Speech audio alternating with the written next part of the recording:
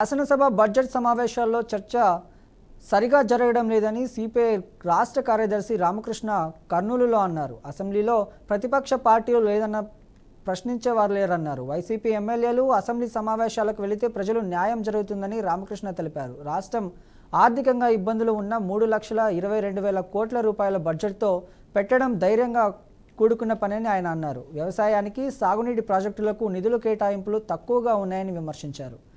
టికెట్లో ఇండ్ల కోసం లబ్ధిదారులు ఎదురు చూస్తున్నారని, వెంటనే వారికి ఇండ్లు అప్పగించాలని కోరారు.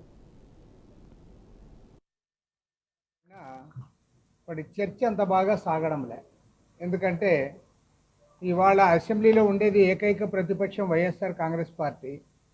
కాంగ్రెస్ పార్టీకి కానీ, సిపిఐకి కానీ, సిపిఎం కానీ మిగతా వారికి స్థానాలు లేనందువల్ల ఒక అధికార కూటమి వాళ్ళు మాత్రమే అటెండ్ అవుతూ ఉన్నారు. ప్రతిపక్ష పార్టీ లేదు కాబట్టి వారు బీజేపీ కానీ, తెలుగుదేశం కానీ, జనసేన పార్టీ వారందరూ కూడా కలిసి ఎన్డీఏ కూటమి అధికారంలో ఉన్నారు. సహజంగానే వారు మాత్రమే మాట్లాడుకునే ఒక పరిస్థితి వచ్చింది. మరి ఇవాళ తెలుగుదేశం శ్రేణులు, ఎన్డీఏ కూటమి సభ్యులు అందరూ కూడా భారీ బడ్జెట్ ప్రవేశపెట్టారు మా ఆర్థిక మంత్రి గారిని జబ్బలు దరుచుకుంటా ఉన్నారు. ఎందుకంటే 3,22,000 కోట్ల రూపాయల భారీ బడ్జెట్ ఇది. బాహుబలి బడ్జెట్ అని కూడా చెప్పుకుంటున్నారు. మరి వాస్తవమే బాహుబలి బడ్జెటే.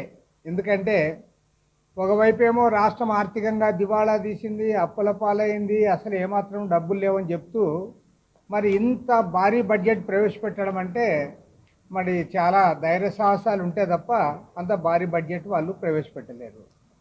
మరి దాదాపు 79,000 కోట్ల రూపాయల ద్రవ్య లోటు ఉంది. ఆ లోటు ఏ రకంగా భర్తీ చేస్తారో దానికి వారు ఏమాత్రం కూడా సూచనలు కానీ లేదంటే ఎలాంటి పరిష్కారాలు కానీ చూపలేకపోయారు.